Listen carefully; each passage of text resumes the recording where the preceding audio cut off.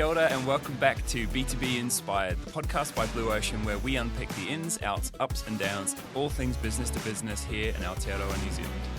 From emerging trends in thinking to the inspiring real-world stories and experiences of smart, good people from within our ecosystem, we're here to help the New Zealand B2B community to become one of the best, boldest and brightest anywhere in the world.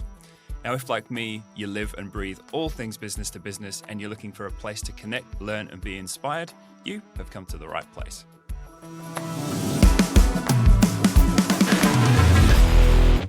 Kia ora and welcome back to B2B Inspired. I'm joined here today by Dave Howden. He's the CEO and co-founder of SupaHuman AI, and we've crossed paths a little bit through a few mutual contacts along the way, but one thing that really struck me about this business was actually their tagline, freeing smart minds from tedious work. Now, I'm not someone who signs up to tedium. I don't think any of us are. But there's so much opportunity in this space, but that comes with some caveats that we'd like to unpick and some considerations that we'd like to talk through here for the B2B community with Dave today. So Dave, welcome. Happy New Year. Happy New Year. Welcome back. Yeah, I feel like the jandals are a thing of the... But you still got the summer shirt on, so there must be something in the air that, summer's still around until it's not. Yeah, exactly. I mean, you've got to try and manifest these things. Cool. So a few things to unpick in the conversation today. But what we'd like to start off with here is first and foremost getting a bit of a gauge of who you are, because it's always good to kind of get to know the messenger before we unpick the message. So tell us a little bit about yourself, about your journey, and what led you to founding SupaHuman. Yeah, cool. So look, New Zealand is now my home, and I came over to this part of the world from the UK in 2016. And I don't know about you're from Portsmouth, right, originally. So, you're Australia here. We've both had the luxury of being accepted into this awesome place. And that's what kind of drew me here is that, this little, as Jacinda would put it, the team of 5 million that we've got allows us to do some really cool things with business and not necessarily get drawn into the hype that happens in the other larger markets where there's just a lot of noise, but we can kind of go, okay, how do we get to the root of the problem here and solve for that with a bit of number 8 wire, but turn that into quite some meaningful businesses. And that's kind of why I decided to invest my time and come here. But I'm an engineer by trade. Started in the telecommunications days of 2G, 3G and helped the world get connected. And ever since then, I've just applied my experience and muscle to the different technology trends that have come through and built businesses around those technology trends. Prior to this, I operated New Zealand's largest managed service provider from Microsoft called Umbrella, which we exited in 2022. And now decided to pull together the talent that was needed to help New Zealand organizations embrace artificial intelligence, which feels like you're jumping into a bit of a hype cycle. But where there's mystery, there's a business to be made normally. So we're helping New Zealand and Australia businesses unpack that. I'm by no means a deep technologist. I'm a business guy at heart, but with a respect for engineering. And we're really enjoying helping customers become more efficient, grow and manage their risk when it comes to actually applying AI to help them sustain business in this economy. But outside of that, father, Hazel, my poor suffering partner, deals with me on the daily basis. Just love committing to this part of the world and making it happen for the superhumans that everyone around us, our customers, and having some fun along the way. Fantastic. I mean, it's interesting to hear that your perspective of having chosen to be here in New Zealand and being accepted here as well. I mean, I can really resonate with that. It certainly, I suppose, aligns with kind of my journey as well. And there are some incredible businesses here. I have to say, I never cease to be amazed by the innovation and like you said, that problem-solving mindset that you have here in New Zealand, and that seems to be sort of hardwired and kind of baked in. But when we look at things like AI, I think there are so many possibilities with it that you kind of end up in this, what I call the possibilities paradox, right? When anything's possible, where do you begin? So when you're approaching conversations, let's say someone comes to you and says, look, it's 2025. This is the year that we want to get ahead with AI. Where do you start that conversation? It's an interesting dynamic. And I'll simplify this, not for the audience's sake, but I simplify it for my own sake, because simple is key, I think, in business. We've been here before and we'll be here again. There is technologies that have happened well before AI that had transformational promise. And we've had to go through the same cycle, which is, right, well, I'm doing things a certain way now. And with the application of technology, there might be a better way. And if there is a better way, what does that better way look like? So we used to market through classified ads. We now market through Google AdWords. We used to dig holes manually. Then we bought excavators, right? It's the application of the hydraulics in excavation and the application of Google AdWords and the internet through classified ads. It's the same stuff packaged up in a different way for the purposes of shifting the needle forward. And AI is no different. So if you go back to any technology we've previously looked at, any one right from the wheel all the way through to today, the question has been really simple. How does this technology help me grow, be more efficient, and manage my risk profile? And if there is a compelling reason to do that with that technology, then let's spend some money, let's invest in that. And if the return is better than the spend, then we're off to the races. Simple. With AI, the application and the return is so great that that's what's creating the tension, I think, for the businesses, as in there's so many things that you could do. The simple question that we ask our customers is, where have you got your smart people doing dumb stuff? And do you want them doing that dumb stuff? And where is the most dumb stuff happening? And then you've got your answer. Mm-hmm. What that normally means in relationship to artificial intelligence is, whilst an excavator dug holes, it was very easy to see that, a human should not be doing that. With the application of AI, you have a technology that can type at light speed, create things at light speed, and can read at light speed. Therefore, where have you got humans that are biologically limited? So if you're creating reports, analyzing data, doing complex engineering like submissions, compliance audits, anything where you're constrained to get to the end result based on your human biology, that's a really good place.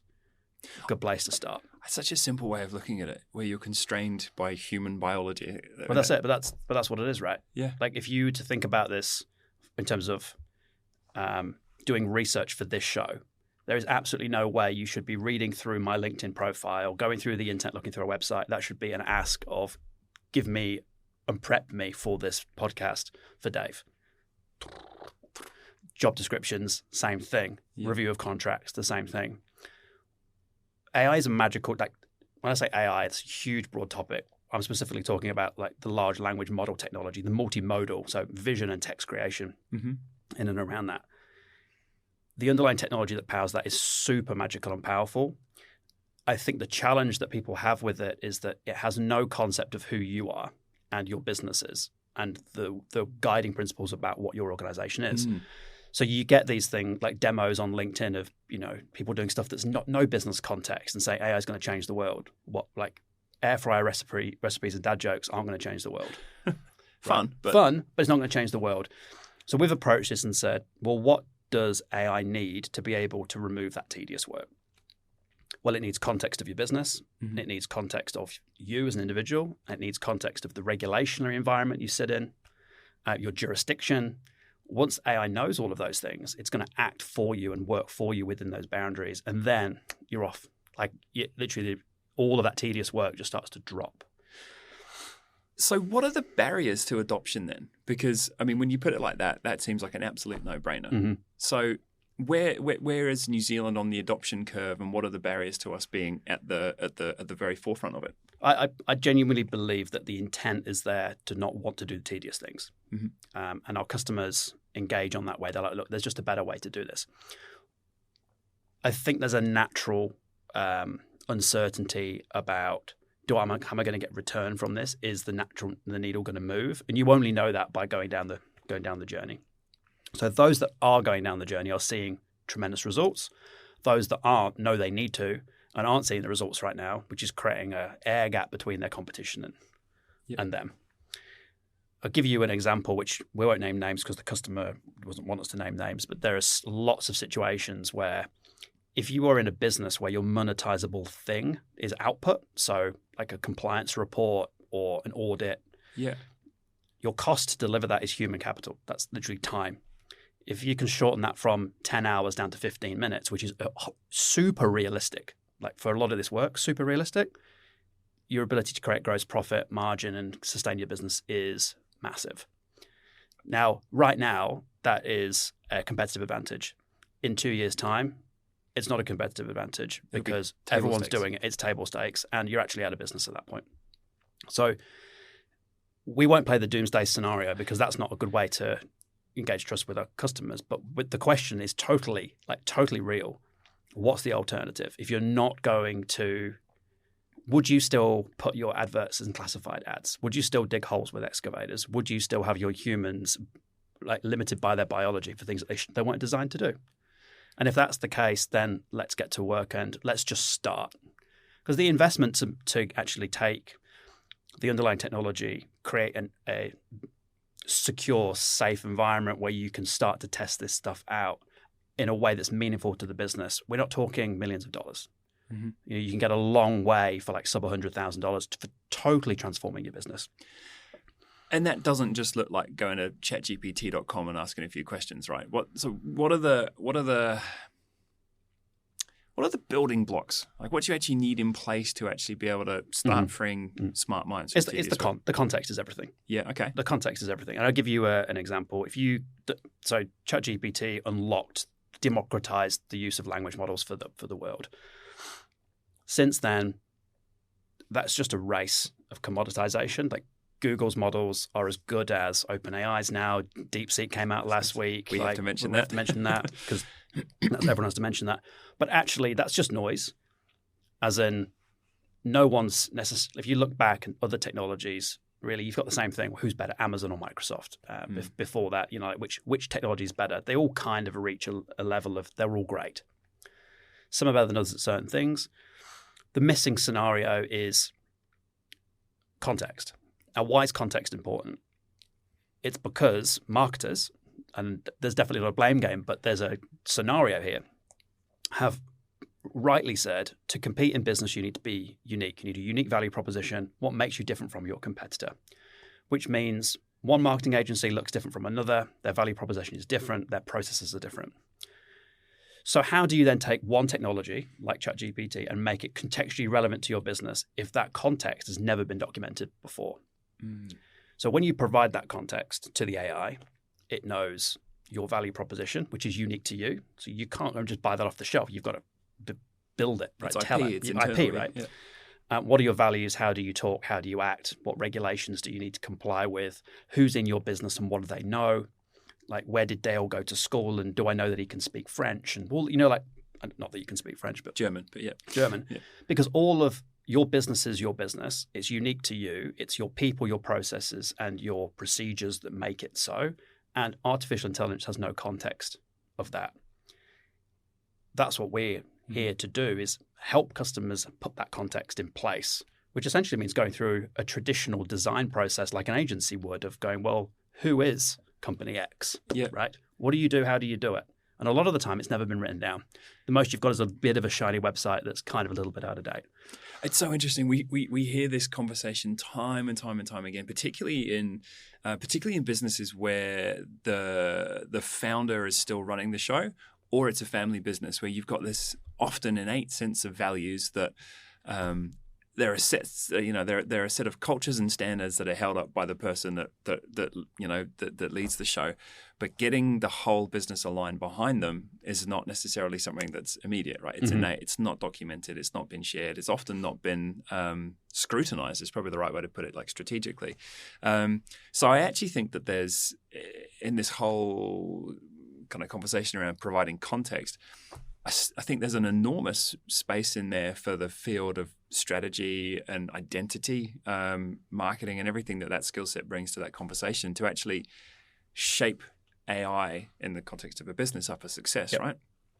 And a lot of these things, they can be – the reason a lot of things I think sit with those founders is because you're kind of following the founder, right? Yeah. And it's like it's how they talk, how they act, how they do certain things, and not necessarily something you can write down. That said, there are decisions that can be made really quite quickly that allow you to disseminate that essence into an organization very quick. So I'll give you an example. Organization, and they're selling stuff, right? And then we turn around and say, well, cool, what's your sales methodology? Mm-hmm. And then we go, oh, we haven't really got a sales methodology. The founder does all the sales. And okay, cool. Well, what would you say his sales methodology is like? Well, it's probably most like Spin or Challenger. Mm-hmm. Okay, great. So have you ever written down the sales process around spin selling or challenger selling? Well, no. Have you ever trained your salespeople on spin or challenger selling? No. Okay, cool. So what you've said, you've got a founder who's mostly doing this in a certain way. We know what that way is. All we need to now do is tell the AI to sell your value proposition, which we've got, in a challenger way. So anyone that comes into your organization that says, prep me for this meeting, or help me sell this product, or we're selling this product, we want to sell this other one, it's going to enforce a challenger methodology. Yep. Now, that's no different from marketing to say, well, what funnel design have you got? Mm-hmm. Oh, we're going to adopt the pirate funnel, or we're going to adopt whatever funnel. Well, as soon as you've made the decision and told the AI at an organizational level, anytime any interacts with, like, I want to build a campaign, it's going to enforce or be cognizant of that this is the funnel that we want to follow. Yeah. And you can make all those micro decisions really quite quick. So, great. What personality type do you want your AI to have as it speaks? Well, Myers-Briggs is a good proxy for that. So choose one of the personalities you like. Because we've never done a tone of voice guide before. Because it's money, right? Yeah. Oh, well, we'll spend 10 grand designing a tone of voice, which no one's going to follow. Choose one. Perfect. Sales methodology. What makes sense for your industry? Choose one. Marketing methodology. And then you're building up this graph of, like, just business decisions. They're actually quite quick to make, really hard to disseminate. And then having this intelligence work for all of your people. That's just driving that. Right value statements, right case studies, right tone of voice, the right sales methodologies for your business. And we're talking about sales and marketing because that's the world that we kind of live in from a B2B perspective. But if you go right down the road of what should or shouldn't happen in your business as well, you can enforce things like PCI controls for credit card information, ISO 27001 standards for information security management. All of those things are purely decisions. What do you want the intelligence to comply with? Once you've got that, that is the context. And then you unleash that into Gemini or OpenAI or Anthropic or any of the DeepSeek, all of the wonderful technology. It's like, yeah, cool, I know all those things. I'm just going to get to work.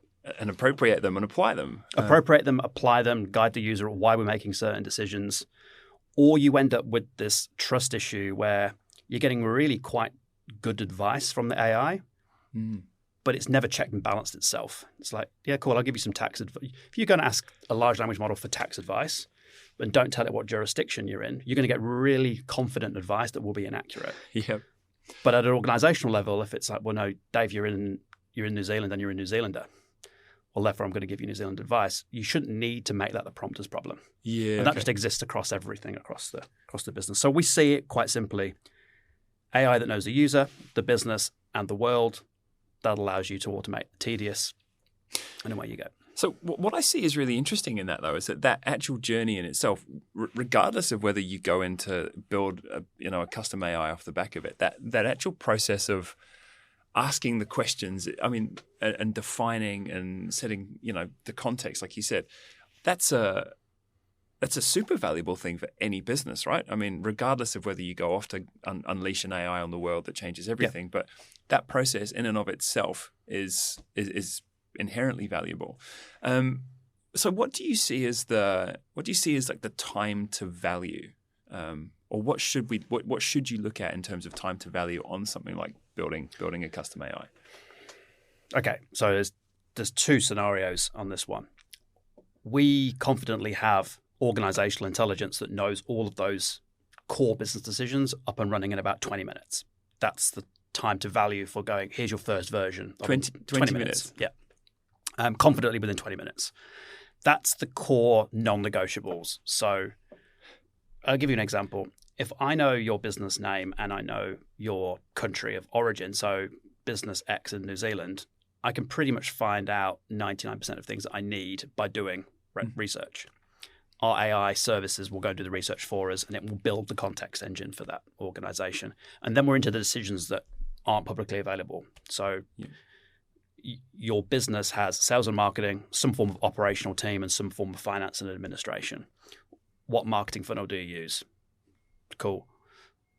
What sales methodology do you use? What operational standards do you need to comply to not be on the front page of the Herald and get sued? Right? But they're literally just decisions. How culturally competent do you want your AI? Do you want to how much do you want to reflect Terreo in your content and all that kind of stuff? Yeah. And then we just build out the teams in that organization. So who's in what seat and 20 minutes, we're off. And then after that, it's just every time you add an extra decision point, the AI will get better and better and better over time. So to get to 80% of value really, really quite quick, to get to 20% of automation of work, we then into, well, where have you now got that deep, tedious work where we can actually fully automate those processes, and we go into more of a deep scenario. But that base organization intelligence, 20 minutes, and away we go. Wow. Now, why that's important is that contextual layer is not connected inherently or bound to the underlying language models. So, of course, if you want to wed yourself to Google or wed yourself to AWS or one of these providers, then there's a load of jiggery pokery you can do to kind of have that experience there, and you can build it yourself. But that whole layer, like the LLM layer, is moving so quickly that this context needs to sit outside of that and then be applied to it. So we take that one context and say, okay, cool. Well, we want Anthropic, Google, and OpenAI in the mix, and everyone's available to use that context. So we're AI agnostic and provide that layer, the front. So somewhere on the line in that whole process, that would be how you go about documenting it, right? So you'd end up with some sort of blueprint that outlines all of those key things that, like you said, if you want to get a different LLM, a different AI on board, that learning process and that learning curve is just as quick, right? Even the sense, though, in terms of, I'll say it how I see it. So what? Who cares? With the greatest respect to how much money's been put into the research elements of AI. Yeah. Who's got the best model, the fastest model, the most inference? How many, context window sizes? My customers want to be able to grow, be more efficient, and manage risk. The nuances of the model don't care. So what? Who cares? Just get it done. Yeah. What that means in practicality is we need to bring the best technology to help our customers grow, be more efficient, and manage risk. Now, 18 months ago, that was GPT 3.5 Turbo. Then it was GPT-4. Now it's 4.01, and now we're going to get 4.03 soon. Plus, all the Anthropic models have moved forward. Now we've got all the other open source models coming to the table. Our job is to not have that problem pushed onto our customers. Yeah. So why I'm saying this is a lot of our clients, it's not one model. There's like 5 or 6 different models that are there to do different things, because some are better at reasoning, some are better at quick, fast decisions. Yeah. Some are better at audio and visual. And the user should not have to make a decision. They're like, I just want to do my work. And then our technology will decipher which service is the best one to use, apply the context, and then. So I suppose all that is to say is that you don't need to be an expert yourself to be able to actually unleash the capability of I just don't think you can be an expert. That's a great way to put it, because it's huge. I mean, the field is evolving so fast. I don't think you can. I mean, we're a team of 30 people. 75% of them have either got a master's or a PhD in machine learning and AI. And we could have the whole of that team just doing R&D all of the time on stuff that's moving. And we can't do that because we've got a business to run. So we are in that swim lane of unlocking the smart people from tedious work. That's all we do. And there's not enough time in the day. And there never would be enough time in the day. Yeah. So we've made it quite clear for ourselves. Our customers are there to be in business. We want enterprise supporting technology only. So if it's not available through Google, Microsoft, or AWS, we're not touching it. Yep. Because otherwise it's just noise. We'll allow them to do the vetting for us, and then we get to work with their technologies. From our customer's perspective, you arrive and you drive.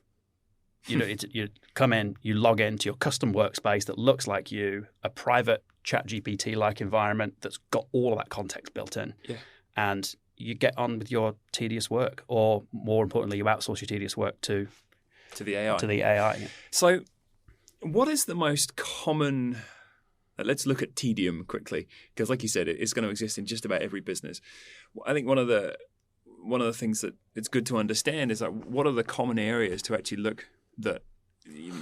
Okay, cool. There is a use case here. There's a use case here. There's a use case here. What are the most common areas that you're seeing businesses can use AI to get ahead quickly? There are two things that I think are coming to fruition. Like, they're just becoming more evident as days goes on. The first one is knowledge right now for most businesses doesn't flow freely at all. Yep. Marketing have got their SharePoint folder over here, and sales have got stuff in the CRM, and then there's stuff in the ERP, and trying to get a view of what product's profitable and how to sell this certain product. Data is siloed and knowledge doesn't flow. Yeah.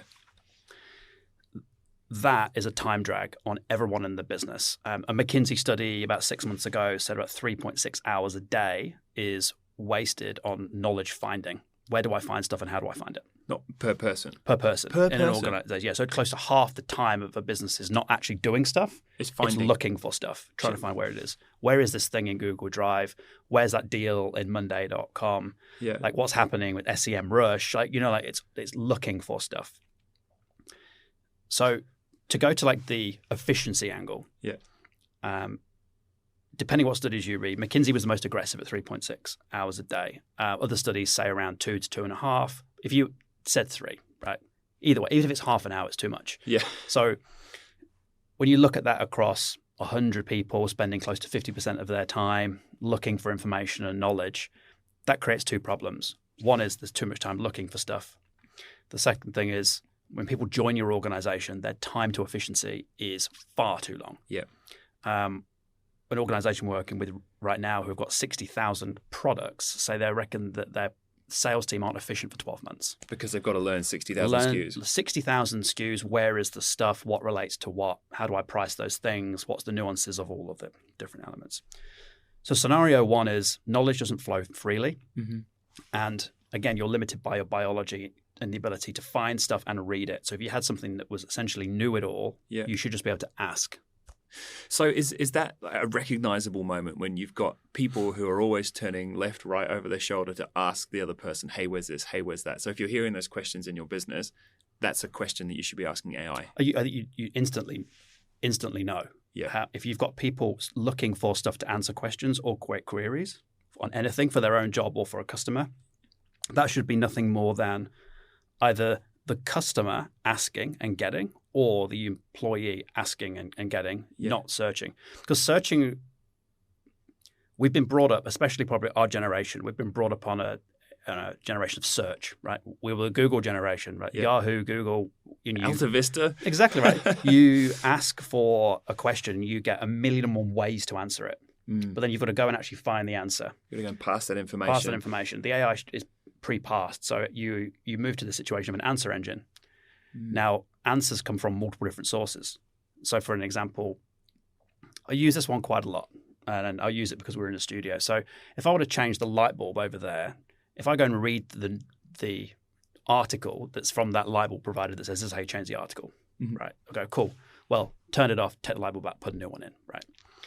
But if I'm in a business and I want to change that light bulb, I actually have to consider multiple different things.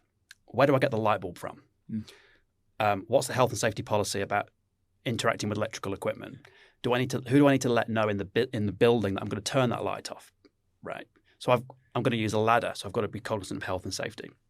Then once I've got health and safety certified ladder and all these bits, and I've gone to procurement and got the light bulb, I then can go and change the light bulb, right?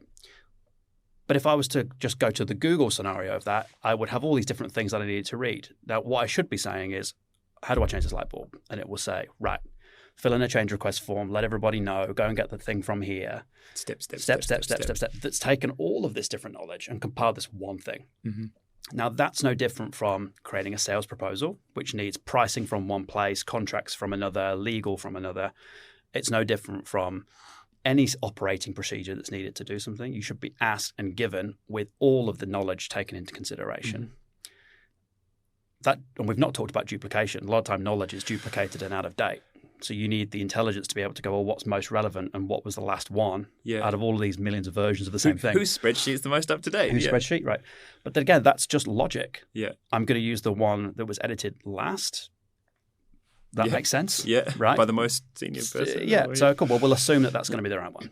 Is it perfect? Absolutely not. Is it better than a human would do? Well, yeah, it absolutely is. So that's scenario number 1. Knowledge needs to flow freely. That's a mouthful. And that is immediately in the efficiency column of how do you just drive that efficiency. Yeah. The second thing is deep work. And what we mean by deep work is we use that 10-hour to 15-minute scenario of you may have all the knowledge in your head of how to do a certain type of task, but if you had an AI that could do that, how do you turn that knowledge work that would take you 10 hours into just an ask for it? So audit compliance reporting, creating long resource consent documents, where it's just this sounds negative, but it's just maths and engineering, as in like what if you look at what organizations that produce these like compliance statements are paid to do, they're paid to take the liability. They're paid to be the person who can... Yeah. Exactly right. Is this correct? And if it all goes wrong, who signed it? Yeah. But the creation of that, the typing of it, the 30-page document that goes to council, all of those things, like that's not the monetizable. The doing the work is not the monetizable thing. The output is the thing. Adoption of risk. Yeah. So that's the second column, which is what businesses have got those biology limiting monetizable units, and how do we turn that into something that's a pure request? So in areas where you said where you actually are outputting like a packaged either product or process is probably the right way to put that. Yeah, pretty much. So think of things that just take loads of time. Doing due diligence on an acquisition. Yeah. You've just got to read through far too much stuff to try and find things that are going to put the deal at risk. Yeah. That should be nothing more than having the AI give you those jeopardy reports. Yeah. Auditing things like I can't give too much away because we're in kind of client mode with a lot of these things, but in the medical field, you're going to keep tabs on what's happening with the patient over time, and at some point they're going to get audited. You want the AI to be pre-auditing all of those things to go, well, like where did we screw up? Where did we not follow a procedure? Yeah. Because at some point that's going to come and bite us in the ass, and then how do we make sure that we're getting in early? Yeah. Again, human biology is limited on all of those things, and when the ambulance is at the bottom of the cliff, it's too late, right? You submit a report to council and it's inaccurate, the whole thing has to start again. You do that in the medical field, right? And people die. And that's kind of the origin story of SupaHuman in a way. I mean, it's not in a way, it definitely was. I mean, after I lost my friend to best mate to bowel cancer in 2016, and the investigation into her death was administrative failure. Like there was just bad administration of her care, which led to far too long getting seen what you need to have done, misadministration of drugs, and she died. And you're like, well, like why? 2016 was a different time. Like AI wasn't the thing that it was now. But we look at these things as from a SupaHuman perspective and go, that is a ticking time bomb for someone, and it needn't be. So how do we solve for that now? Not everything leads to people losing their lives, but ultimately people losing their jobs 100%. Buildings being built wrong, like cost, time, everything. Everything. It hits the economy. It hits people's jobs. It hits trust in the technology that actually it's not the technology's fault. And that's what we're on the hunt for: is that where is the tedious work? Where have you got smart minds that are just doing the tedious stuff to help you grow, be more efficient, and manage your risk? So any business that you'll go into will have their rhythms, their ways of working. They'll have their systems, and they'll have everything else like that. And you used the example before of, okay, where's the deal in Monday.com, and what's how much have we got in stock and everything else like that. Where are we at, and what are the next steps around connecting fragmented systems, right? Because I think that's going to be one of the challenges for a lot of businesses, is that all sounds great, but I'm using this CRM and ERP system that was built specifically for, let's say, the motor industry, and it's hasn't been updated properly in 10 years. And how do we connect all that stuff? So, that's our problem. Yeah, and I say that everything's easy when you say it quickly. Yeah. But ultimately, how do you get information free-flowing across an organization? Now, historically, when new technologies have come along, they've been additive. So most businesses have a CRM, some form of ERP for like managing stock or doing stuff. Some don't, but generally CRM, some operational system, and then something like Xero to kind of bind it together. But yeah, there's different flavors of all of those. If you were to change your CRM out, you really don't get any more value. You get a better CRM, but your users don't get any more value. They're just kind of like, this is painful. I've got to learn a whole new thing. It goes from being orange to blue. Yeah, that's right. Yeah. Same with your ERP and same with your accounting package. It's just cool. We've got to change it out. Intelligence is different because it sits across the top of everything. So if we can get access to the API or the underlying database, the LLMs are smart enough to be able to query them without needing to do a whole lot of engineering. Okay. So for example, and again, not to go too technical, but if your underlying infrastructure is your data is on a SQL database, the AI can write its own SQL queries to query that database now. You don't need to pre-can all of the SQL queries. You've got some sort of structured information in there that the AI can go recognize the structure, understand the language, Yep. Don't write the query. Yeah, because Yep. it's a better developer than developers. Because the world knowledge is epic. Right? Yeah. So, and it only gets better. So, can you access the knowledge and data through an API? Yes or no. Mm-hmm. Can you access it through a database? Yes or no. And then that's where we get to work to create that integration layer and apply the context, and then away we go. It's such a fascinating space. I mean, looking at it in the marketing world, one of the things that historically has always been a huge time and cost sink for a lot of businesses is actually generating customer insight, right? Mm-hmm. And what we're now starting to see is the ability to create synthetic customer segments, customer surveys, interrogate them as a group of people, and then arrive with something off the back of that, which is 90% accurate to having done the huge long thing yourself. Which, and you look at time to value, that piece is a huge, it's a huge, expensive, time consuming thing to go through and do. And what I find interesting in what you're saying is that there's just going to be so many different pockets within a business where this applies. And there was a quote I saw the other day, which I thought was super profound, which was that AI right now is the stupidest it's ever going to be. It ain't going to go backwards. Yep.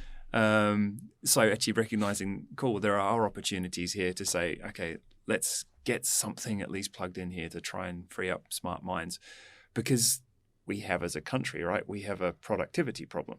And I don't think there's a business owner here who wouldn't want to get more out of their people and more out of their teams. But there's this, I guess, knowing what's possible and then not fearing it is the critical piece, right? Yeah, yeah. And there is the same questions that come into conversations we have with customers around, well, how do I know this isn't not going to be relevant in a year's time? And exactly the same answer that we provide. AI right now is the worst it's ever going to be. And, 18 months ago, we were at 3.5 turbo. We're now at here. And all our customers benefit from is, as the tech gets better, the overall intelligence gets better. What doesn't necessarily change at the speed of that technology is what your business does, the value proposition it drives to customers. Yeah. So the intelligence gets better. Your context remains relatively static. Yep.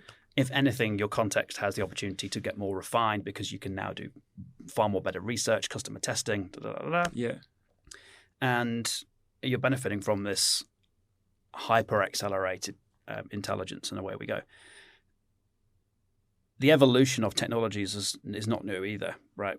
From a marketing perspective, you've gone from early versions of front-page websites, which were knocked together, through to now having low-code, no-code, like Webflow environments. Customers want to be marketed and get their value out there so they can create leads and grow. Yeah. The underlying moving parts just move, and that's that. It's no different. It feels different because I think we're in an age where social media and media has never been more prevalent in our eyes, and I think that kind of goes. If let's go back to 2000, right, when Amazon was being built and the whole .com bubble was pushing. If we had that much social media at that time, we'd be all saying the same thing about the internet. We'd be like, well, what if the internet is superseded in next year?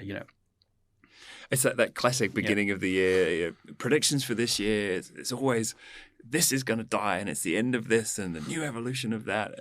Yeah. But things, like you said, they kind of have a tendency to either move incrementally or to just kind of continue on that trajectory. Yeah, and we're seeing the moving parts. I mean, DeepSeek, interesting story, but again, so what?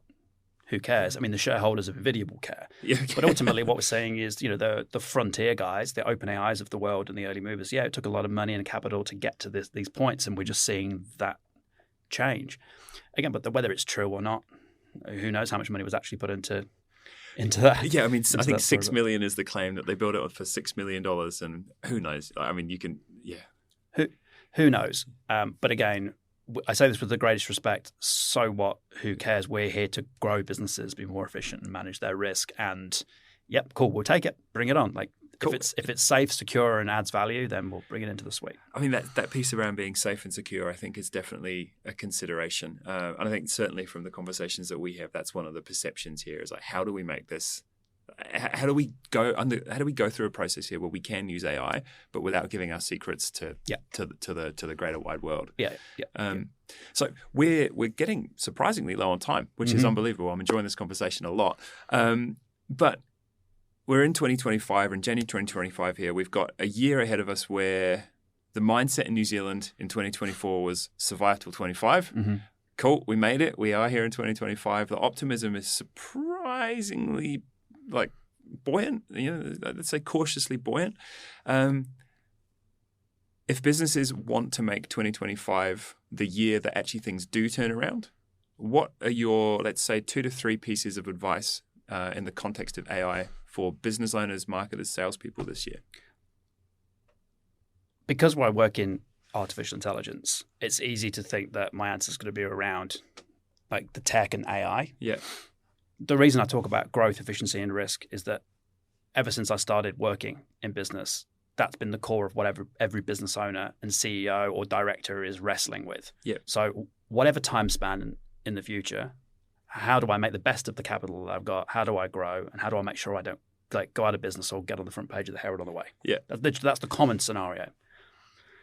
For this year, I think it's important to look at what is the alternative to doing things the same way that you're doing them right now. You don't dig holes by hand, you use an excavator, you don't go in classified ads anymore, and this is now the same for how your humans get work done. Yeah. If you can stare at yourself in the mirror and say, yeah, in 2027, 2028, I'm still going to have people typing at a keyboard to do the majority of this long work, and you think that's true, then great. But if you can't confidently hold that answer and say, look, there needs to be a better way to keep myself competitive and help my growth story and be more efficient, then now's the time to start laying the foundations. And the foundations are pretty simple. This sounds like a mercenary comment, but I'll say it how I see it. Local specialist, get going and don't fall into the hype. And it's surprising how small the investment is to actually do something that's pretty meaningful for your business. So that's kind of how I would anchor it back to, is that if you're looking forward to 2025, it's that honest conversation with yourself about, like, if knowledge is not flowing freely, you've got up to 3.6 hours a day that is just leaking out and you won't be seeing it. Yeah. And how you realize those benefits is totally up to you in terms of growth agenda or cost out agenda, however. And other than that, how's the work getting done? Like if you're still wedded to a keyboard for all these things, then it's time to start building that context and getting those wins. Fantastic. Well, I think that's kind of wrap us up. I mean, it's a great outlook for the year. I enjoyed it. That was good. Cool. Thank you so much. And if there are any other resources that come to mind, we can share them out when the podcast goes live. But thank you so much, Dave. Really, really appreciate the conversation. All good. Thank you. Fantastic. Thank you. See ya. That's that. Thanks for listening to We Do B2B by Blue Ocean. Now, brace for CTAs. If you want to join and grow the community, make sure to subscribe wherever your eyes and ears absorb information. Don't forget to switch on notifications so you know when the latest episodes drop. And for more B2B goodness, be sure to follow Blue Ocean, the B2B agency, on LinkedIn. Now look, you know how this next piece works. The more reviews we get, the faster this thing grows. So please do for us what you hope your customers would do for you. Leave a review and share your thoughts. Let's stay connected and keep the B2B marketing conversation going.